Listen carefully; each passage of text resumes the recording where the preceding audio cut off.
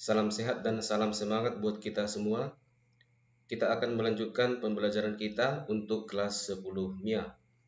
Dan pada kesempatan kita kali ini, kita akan membahas 3 topik, yaitu yang pertama mengenai usaha, yang kedua mengenai energi, dan yang ketiga mengenai daya. Mari kita mulai bersama-sama dan perhatikan dengan serius. Sebagai pendahuluan, kita perhatikan mengenai konsep usaha. Untuk memudahkan kita memahami konsep usaha ini, mari kita perhatikan yang berikut ini.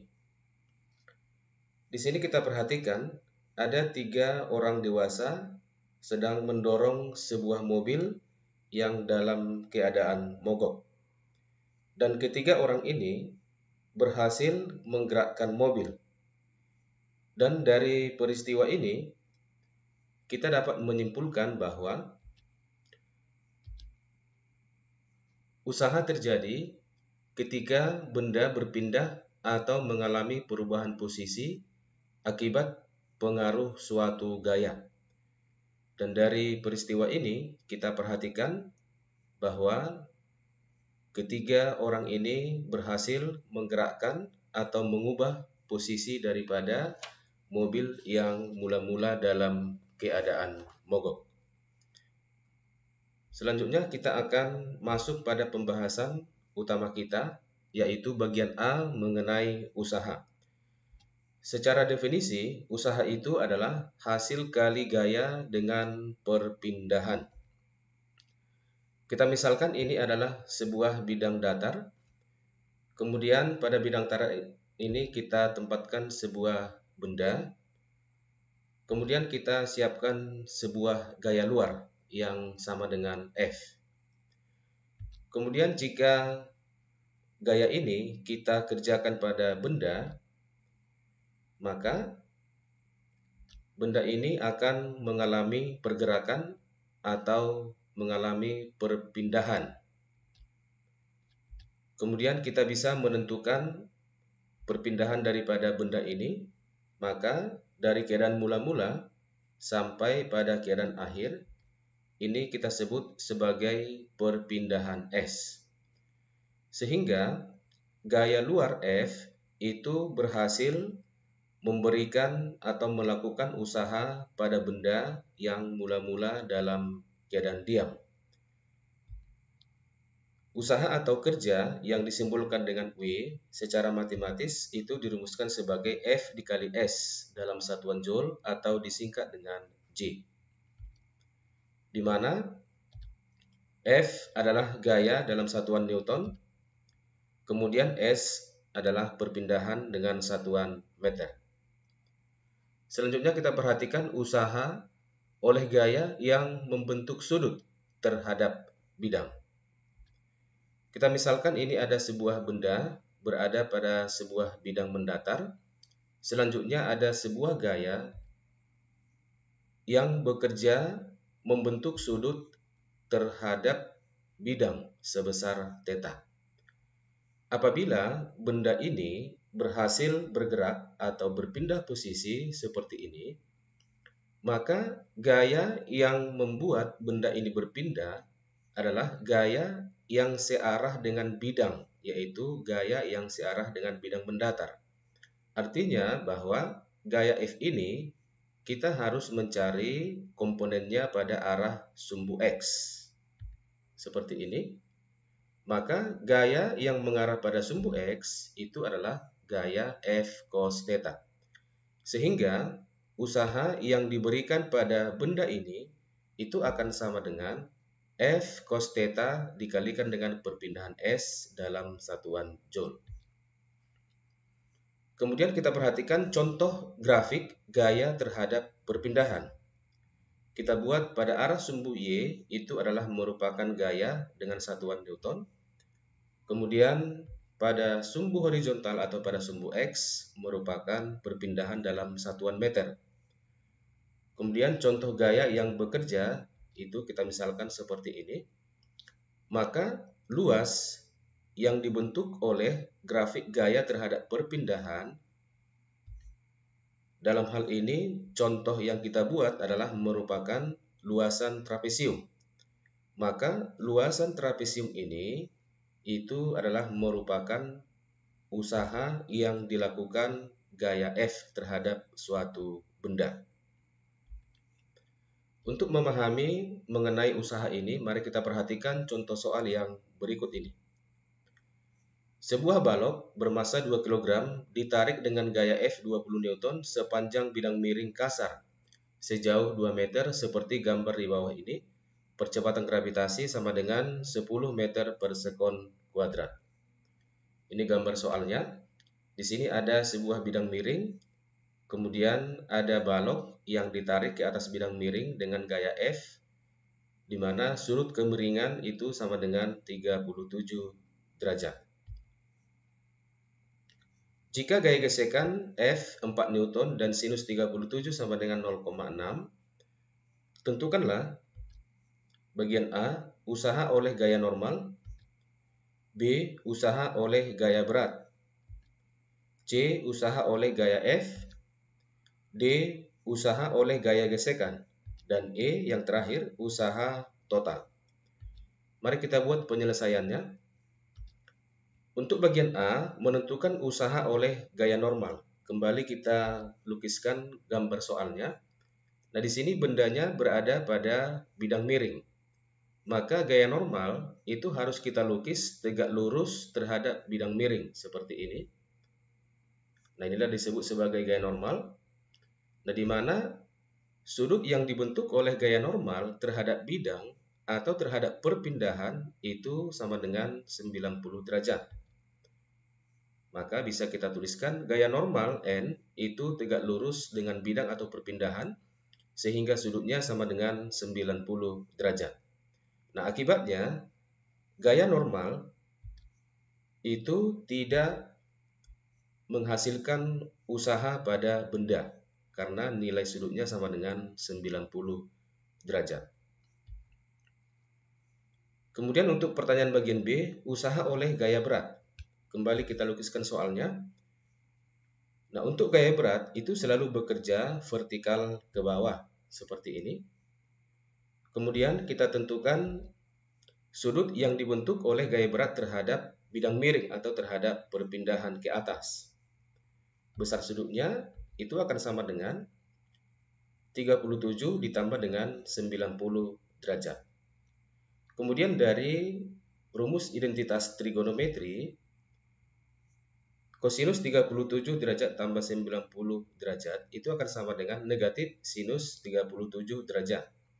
Tadi di soalnya sinus 37 sama dengan 0,6, maka negatif sinus 37 derajat itu akan sama dengan negatif 0,6. Sehingga usaha oleh gaya berat itu akan sama dengan W cos theta dikalikan dengan perpindahan S, di mana W sama dengan berat M kali G sama dengan 20 Newton, sehingga usaha oleh gaya berat akan sama dengan beratnya 20 Newton dikali cos theta tadi negatif 0,6 dikali perpindahan 2 sama dengan negatif 24 Joule. Kemudian untuk bagian C, usaha oleh gaya F. Nah, di sini gaya F itu sudah searah dengan perpindahan atau searah dengan bidang, sehingga usaha oleh gaya F sama dengan F cos theta dikalikan dengan S, theta sama dengan 0 derajat, maka usaha sama dengan 20 dikali cos theta, cos 0 derajat sama dengan 1 dikali perpindahan, sama dengan 2 meter, maka hasilnya sama dengan 40 Joule. Kemudian untuk bagian D, usaha oleh gaya gesekan. Nah, karena benda ini bergerak ke atas bidang miring, maka gesekan itu akan selalu melawan arah pergerakan daripada benda. Artinya, gaya gesekan yang bekerja pada benda itu akan mengarah ke bawah bidang miring seperti ini. Ini sama dengan gaya gesekan. Kemudian kita tentukan sudutnya. Ya, sudutnya ini akan sama dengan 180 derajat. Sehingga usaha oleh gaya gesekan sama dengan gaya gesekan F dikalikan dengan cos theta dikalikan dengan S sama dengan F cos 180 derajat dikalikan dengan S di mana nilai kosinus 180 derajat itu sama dengan negatif 1, sehingga usaha oleh gaya gesekan sama dengan negatif 8 Joule. Yang terakhir bagian E, usaha total. Nah, usaha total ini sama dengan penjumlahan dari usaha normal, usaha gaya berat, usaha gaya F, dan usaha gaya gesekan. Sehingga ini kita jumlahkan saja semua, sehingga usaha total itu akan sama dengan 0 ditambah negatif 6, tambah negatif 24, tambah 40, ditambah dengan negatif 8, maka hasilnya itu akan sama dengan 2 Joule. Berarti usaha total itu sama dengan 2 Joule. Kita masuk pada pembahasan bagian yang kedua atau bagian B mengenai energi. Energi adalah kemampuan untuk melakukan usaha. Secara umum kita akan membagi energi ini menjadi dua bagian. Kita masuk pada bagian yang pertama atau B1 yang kita sebut sebagai energi kinetik yang disimbolkan dengan EK. Di mana energi kinetik adalah energi yang dimiliki oleh suatu benda yang bergerak. Atau dengan kata lain, energi yang dimiliki oleh suatu benda yang memiliki nilai kecepatan tertentu. Mari kita perhatikan yang berikut ini. Nah, di sini ada sebuah mobil yang sedang bergerak dengan kecepatan tertentu.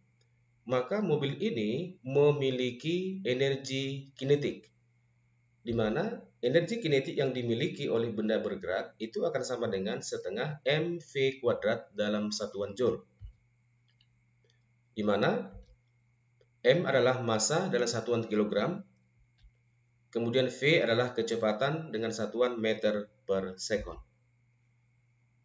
Bagian yang kedua atau B2 kita sebut sebagai energi potensial yang kita singkat atau simbolkan dengan EP.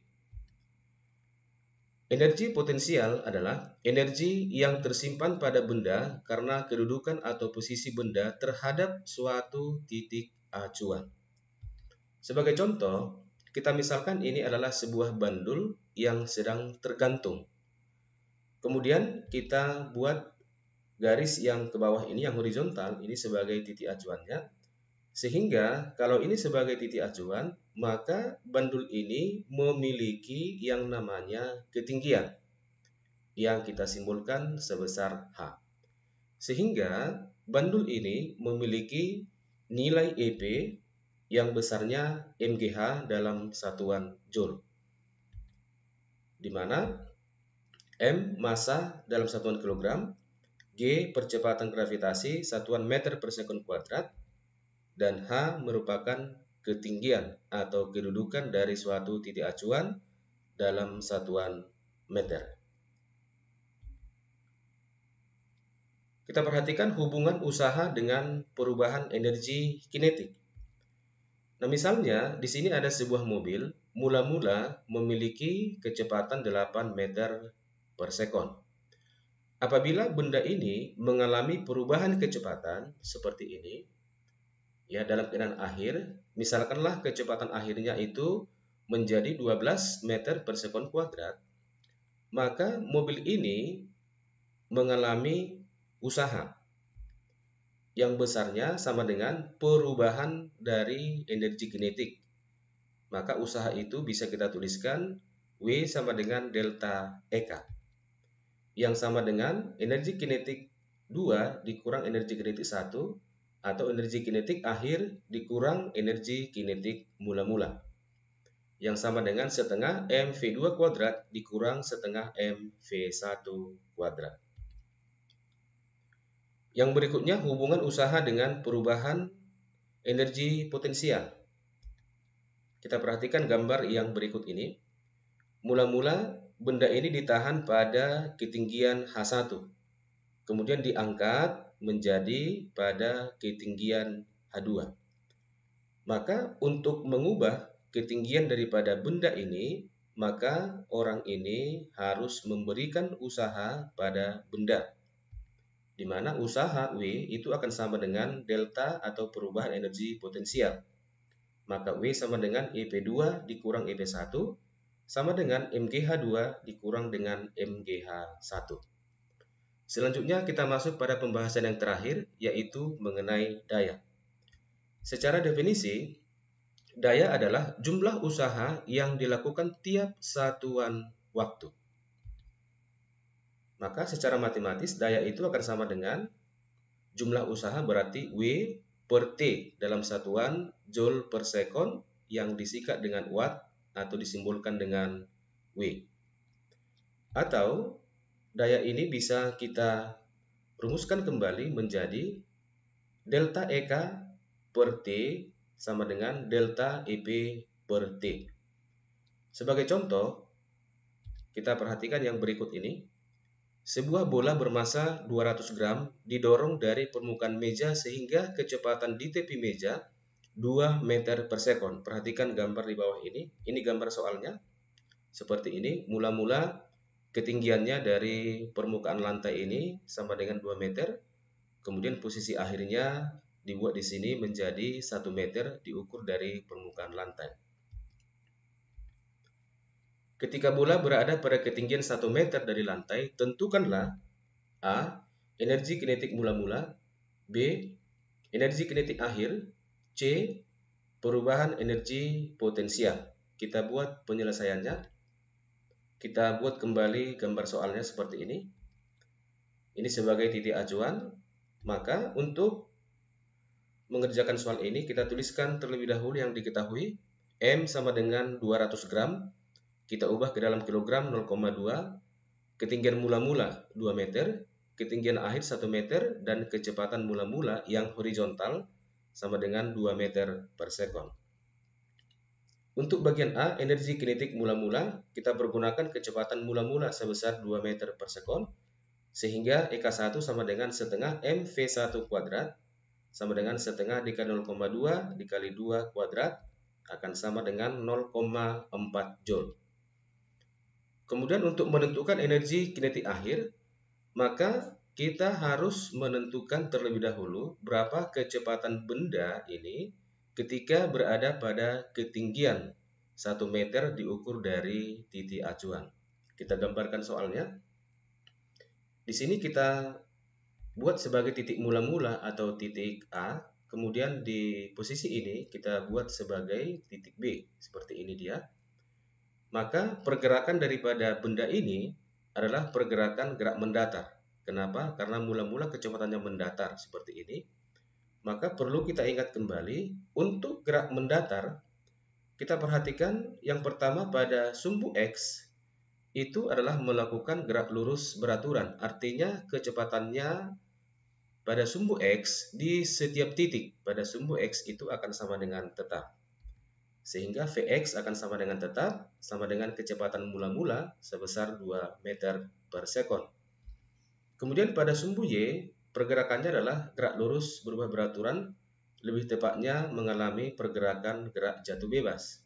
Sehingga kecepatan Vy-nya, kecepatan Vy ke bawah ya, itu sama dengan kecepatan gerak jatuh bebas, yang persamaannya sama dengan akar 2 GH. Nah, H yang kita gunakan di sini adalah perpindahan dari titik mula-mula ke titik akhir. Kalau kita ambil secara vertikal, mula-mula di titik ini, kemudian ke titik B, dia telah berpindah sejauh 1 meter, berarti hanya sama dengan 1 meter ya. Maka V-nya sama dengan akar dari 2 dikali G10 kali perpindahannya H sama dengan 1, sama dengan 2 akar 5 meter per sekon. Selanjutnya, kita bisa menentukan kecepatan di titik B, di titik di sini. Yang pertama, kita lukiskan vektor kecepatan pada sumbu X, Vx, yang besarnya sama dengan tetap 2 meter per sekon. Kemudian Vy-nya arah ke bawah. Maka kalau kita perhatikan di sini, bahwa kecepatan Vx dan Vy-nya ini adalah tegak lurus. Nah, sebelum kita menentukan nilai resultannya, kita ambil dulu proyeksi masing-masing kecepatan. Yang pertama, kita proyeksikan kecepatan Vx-nya seperti ini. Kemudian Vy-nya seperti ini. Maka kita lukiskan resultannya. Kita tarik garis dari pangkal kedua vektor kecepatan sampai ke ujung proyeksi. Seperti ini dia. Maka nilai kecepatan di titik B akan sama dengan akar dari Vx kuadrat tambah Vi kuadrat.